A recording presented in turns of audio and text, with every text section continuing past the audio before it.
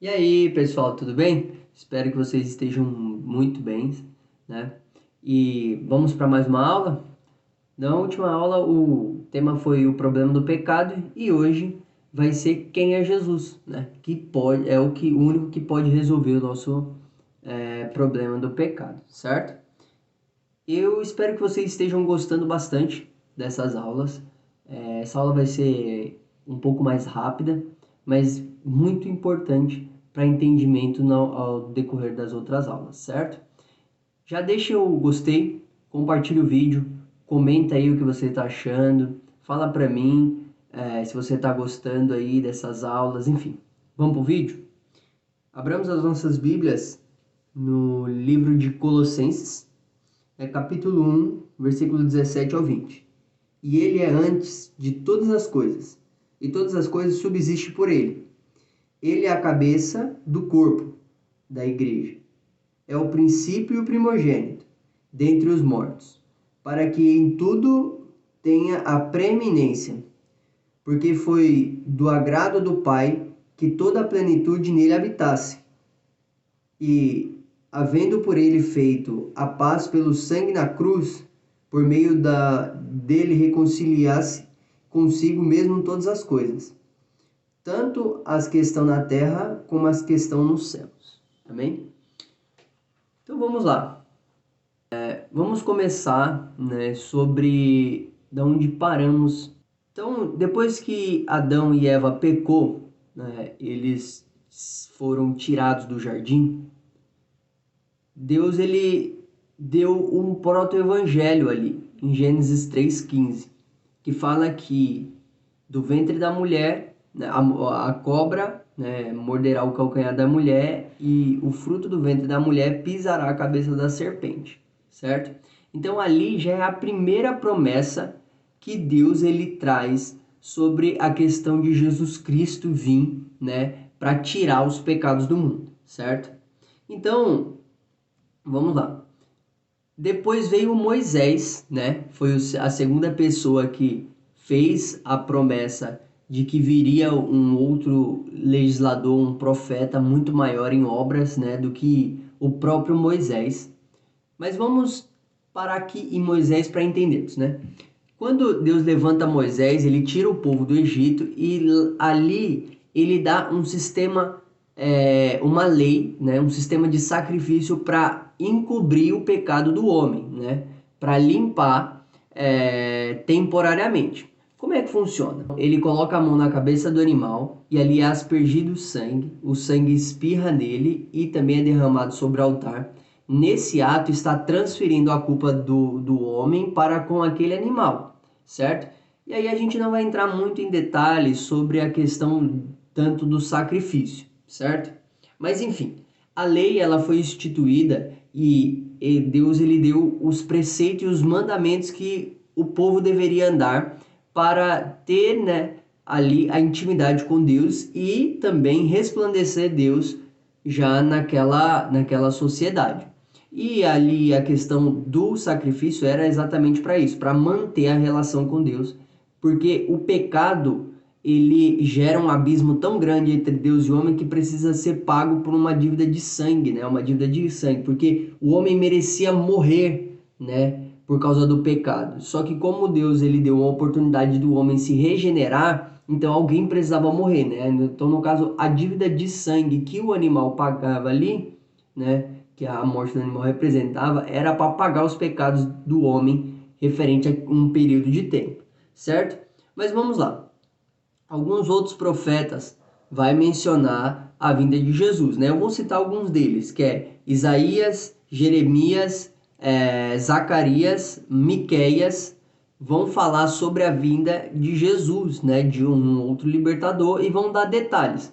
Por exemplo, Isaías vai falar um pouco da afeição de Jesus. Então, passado essas promessas, apareceu então um anjo a uma certa mulher, né? A uma virgem. E aqui alguns teólogos eles se divergem. Uns dizem que ela tinha 12 anos, outros dizem que ela tinha 16. Mas assim, não vamos entrar muito em detalhe nisso. Ela era uma moça jovem, né? Até porque ela não tinha casado ainda, ela era virgem. E aí aparece o anjo Gabriel. E esse anjo, ele fala que dela ia nascer um homem. E aí ela, um salvador, né? Um homem salvador e libertador do povo de Israel.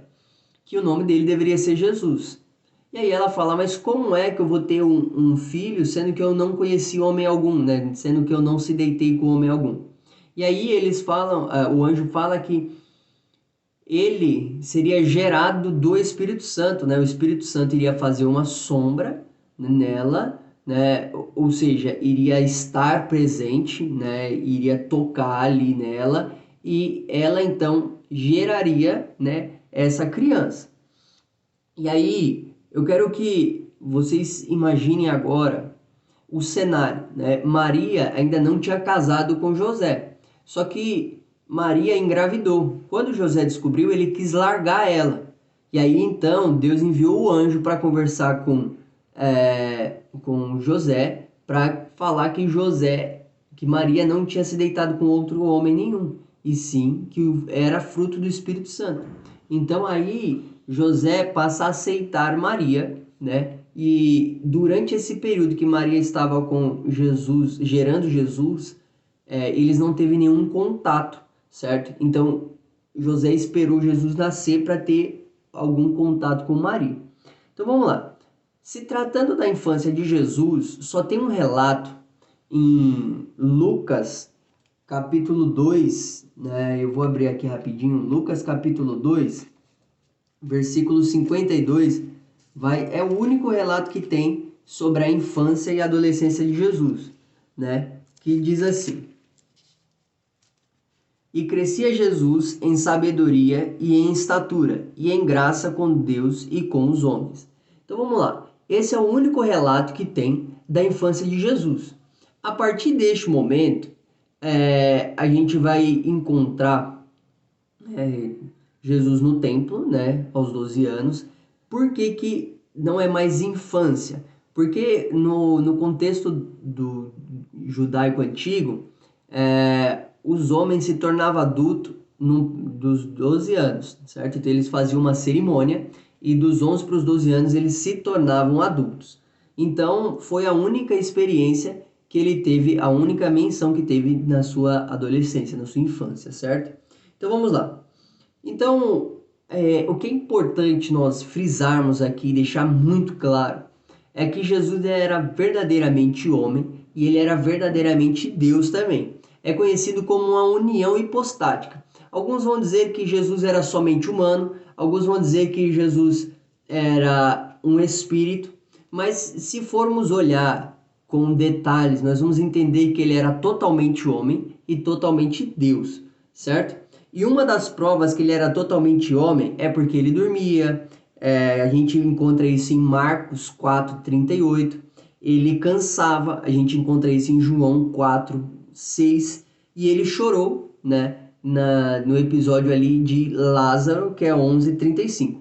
Mas Jesus também sentia fome, ele dormiu, né, como a gente já disse. Enfim, é a prova de que Jesus ele era homem, certo? Essas são as provas. E Jesus era divino por quê?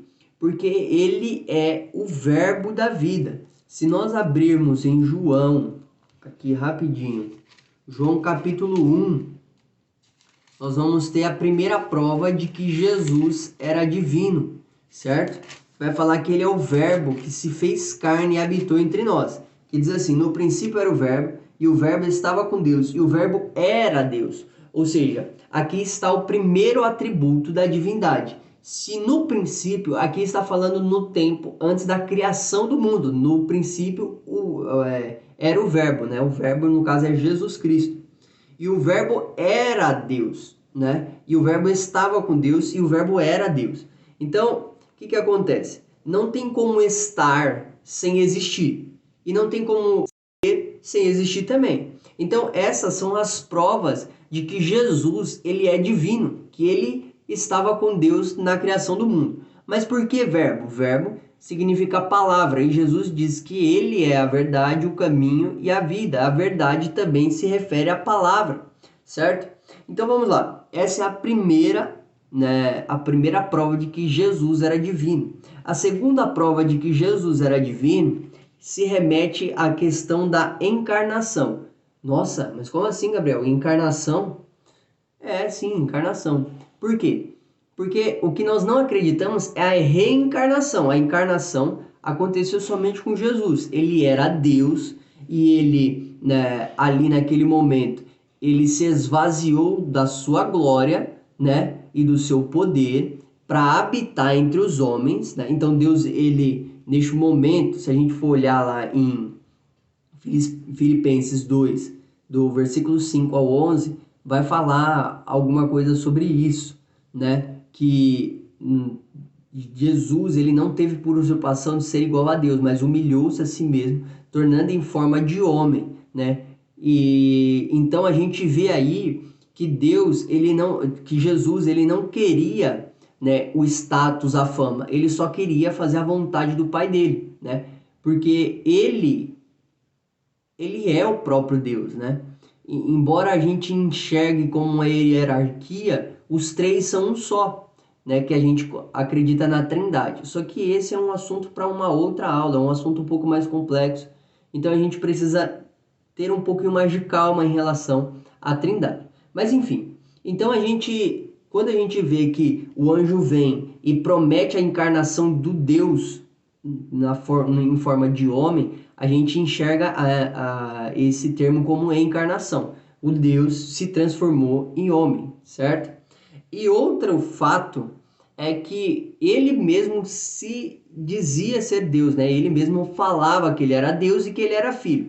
Mas filho é diferente de Deus, mas como assim? Se filho é diferente de Deus, como é que ele falava que ele era filho? Se você trata o Antigo Testamento, a cultura, quando você se diz filho, é como se você fosse igual ao seu pai, certo?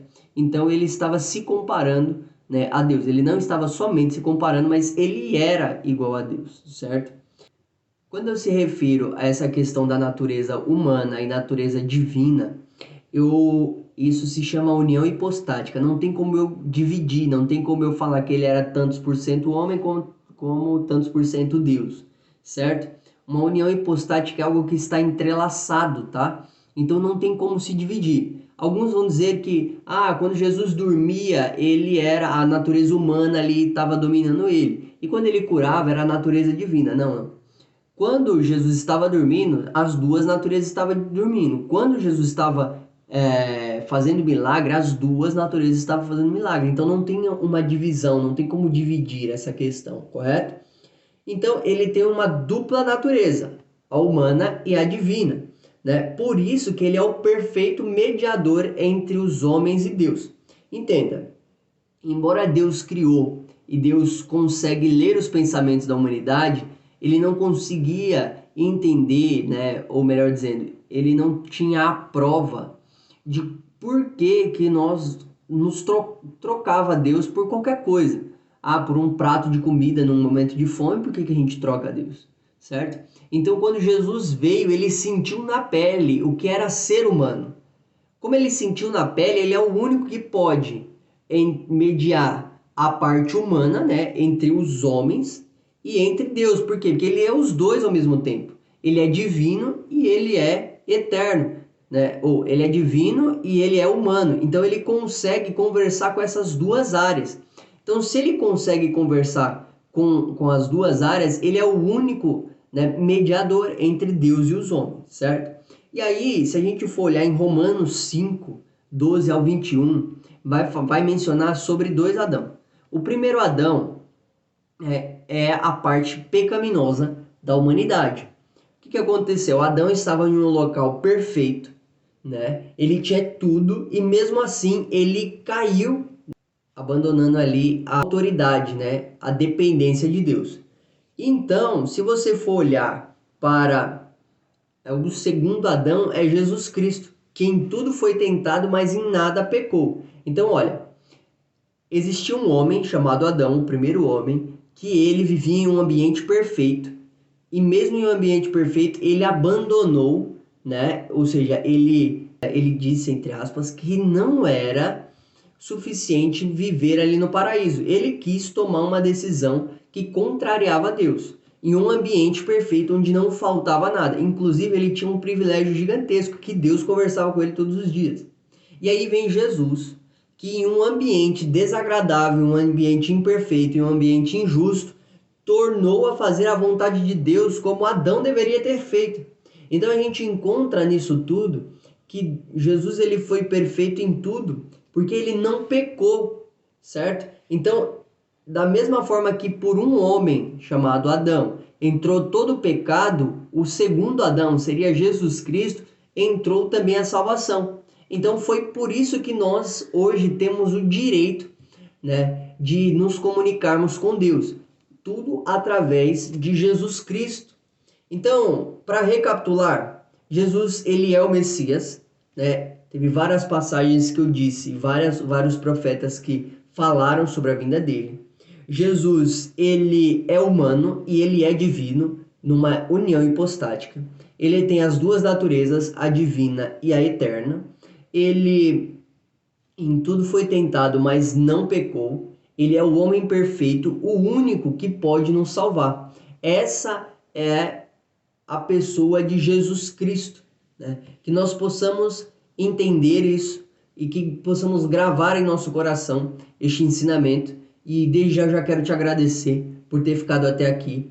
Muito obrigado mesmo por estar incentivando, né, nós postarmos mais vídeo referente falando sobre Jesus, falando sobre a palavra dele. Eu espero que vocês entendam tudo isso como uma aula realmente, né, como uma instrução que Deus tem colocado no meu coração. Muito obrigado, já deixa seu like mais uma vez, se você não colocou. Compartilha com alguém, certo? Que precisa ouvir essa mensagem, que precisa aprender um pouco mais de Deus. E se você puder, comenta o que você achou dessa aula. Desde já eu quero te agradecer, tá bom? Muito obrigado.